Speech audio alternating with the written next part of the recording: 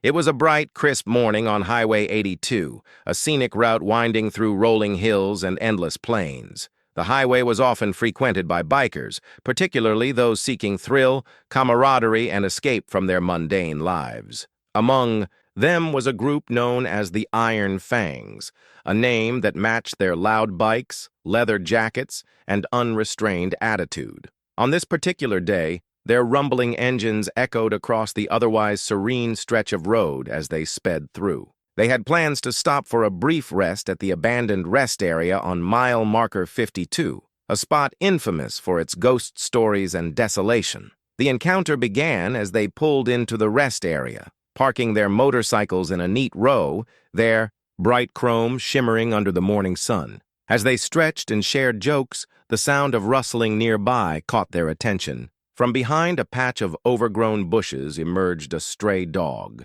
scrawny, with fur a patchwork of brown and white tangled and matted, evidence of its harsh life on the streets. The dog's amber eyes flickered with a mix of curiosity and caution as it cautiously approached. "Ain't this little mutt a sight?" sneered Jake, the leader of the Iron Fangs. Standing over 6 feet tall, with a beard as wild as his temperament, Jake had a reputation for being unkind. "It looks like a mop that crawled out of a dumpster," chimed in Randy, another member, prompting roars of laughter from the group. The dog stopped a few feet away from them, its tail wagging faintly, seemingly intrigued by the humans. Jake grabbed an empty soda can from his motorcycle and tossed it toward the dog. The can hit the ground with a loud clatter, causing the dog to flinch and back away. "Guess it's not as tough as us," Jake smirked. One of the younger members, Luke, felt a pang of guilt as he watched the others mock the helpless animal. Unlike the rest of the gang, Luke's heart wasn't hardened by years of reckless living. He crouched down and gently extended a hand, whispering softly to the dog. But Jake quickly pulled him up. "Don't waste your time on that flea bag," Jake barked. "Come on. We've got better things to do." As the group prepared to leave, the dog did something no one expected. It began following them. At first, the bikers didn't notice, but as they revved their engines and pulled back onto the highway, the dog broke into a determined run behind them. "Would you look at that? The mutt thinks it can keep up," Randy shouted, looking at the dog through his rearview mirror. The group laughed as they picked up speed, expecting the dog to give up, but it didn't. It ran faster, its lean body propelled by sheer willpower. By the time they reached the next rest stop, the dog was still trailing, behind, panting heavily but unwavering. Sweat dripped from its scruffy coat, yet its determined eyes didn't falter. "Is this dog crazy or something?" asked Mark, one of the older bikers. Jake scowled. "Let's see how far it's willing to go," he said, with an edge of menace in his voice. The test. Deciding to push the dog to its limits, the bikers took off again, weaving through narrow side roads and speeding up hills.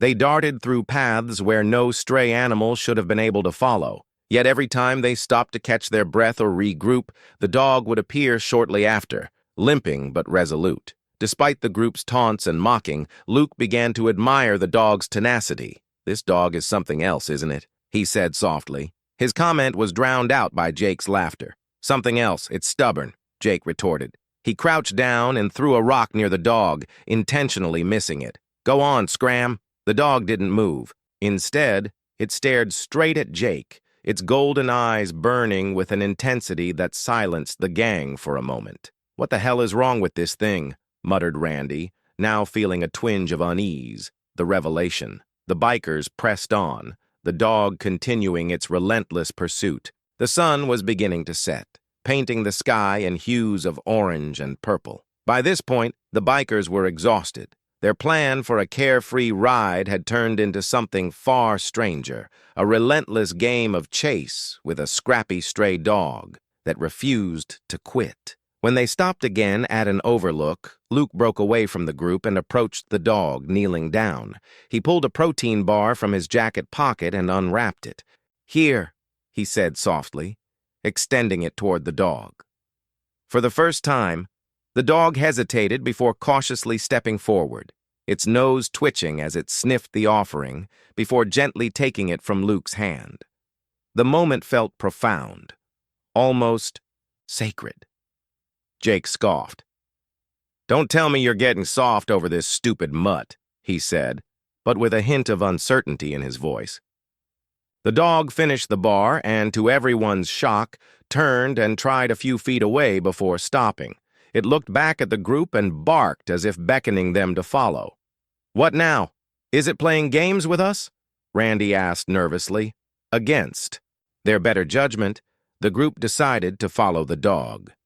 It led them off the highway, down an overgrown dirt path, and into a dense wooded area.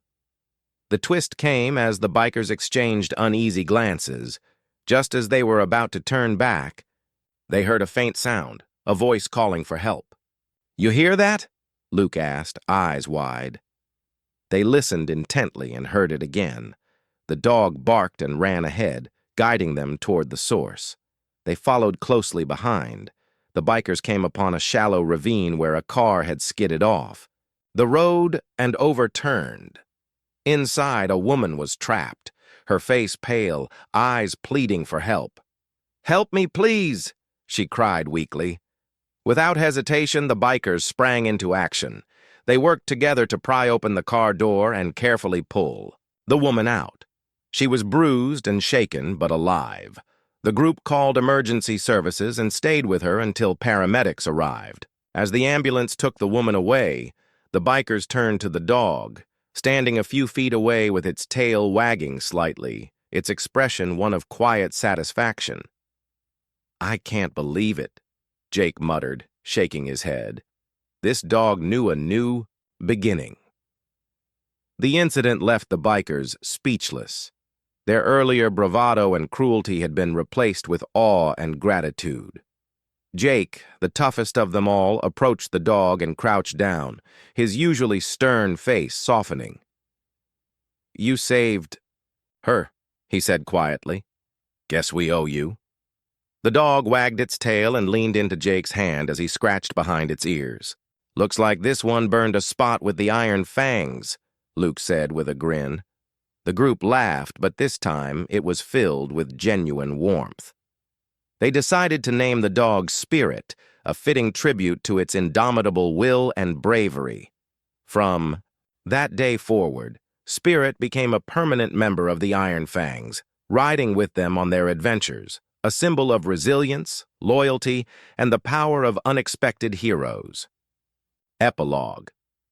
Years later, the Iron Fangs would recount the tale of Spirit and that faithful day to anyone willing to listen.